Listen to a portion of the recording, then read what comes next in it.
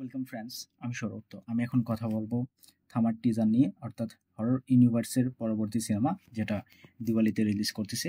তো থামার কিন্তু টিজারটা ড্রপ করা হয়েছে। আসলে টিজারটা কেমন ছিল বা কেমন হলো সেটা নিয়ে আলোচনা হবে।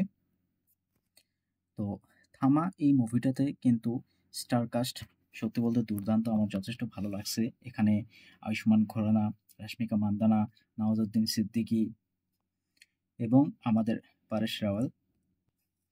তো এই টিজার দেখে আসলে গল্প সম্পর্কে তেমন কোনো কিছু আন্দাজ করতে পারবেন না, কারণ এখানে মেকার্সরা কিন্তু এই ক্যারেক্টারগুলোকে আসলে এস্টাবলিশ করছে এবং ক্যারেক্টারগুলো কি হতে যাচ্ছে এবং আপনারা কি পেতে যাচ্ছেন এই মুভিটাতে। তো সেইটুকুই কিন্তু জাস্ট ধারণা দেওয়া হয়েছে, এখানে গল্প সম্পর্কে কোনো কিছু রিভিল করা হয়নি।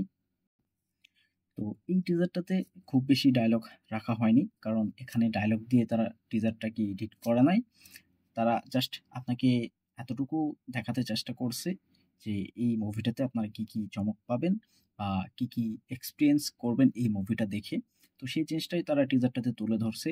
তো এখানে টিজার দেখে এতটুকু পরিষ্কার যে এখানে আয়ুষ্মান খুরানা এবং রশ্মিকা মান্দানা তাদের মধ্যে একটা লাভ স্টোরি আমরা দেখতে পাবো, এবং কোনো একটা সময় বা কোনো একটা পর্যায়ে গিয়ে আয়ুষ্মান খুরানার যে ক্যারেক্টার, তো সেই ক্যারেক্টার কিন্তু ভ্যাম্পায়ারে পরিণত হবে, যেটা আসলে এই টিজারটা দেখে পরিষ্কার বোঝা যাচ্ছে।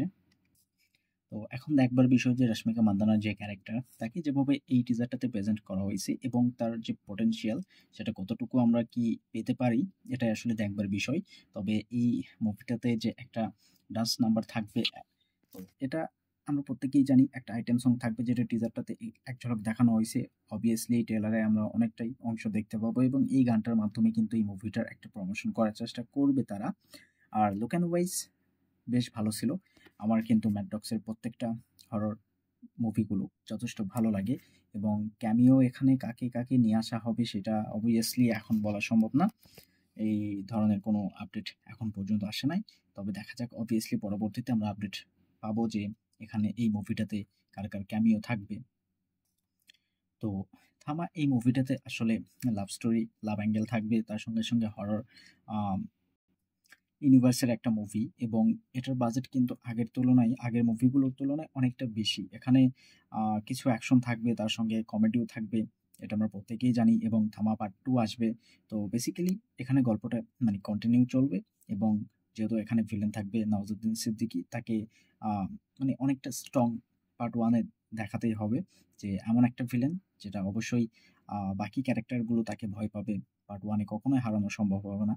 তো দেখা যাক আসলে তারা কি গেমটা খেলে।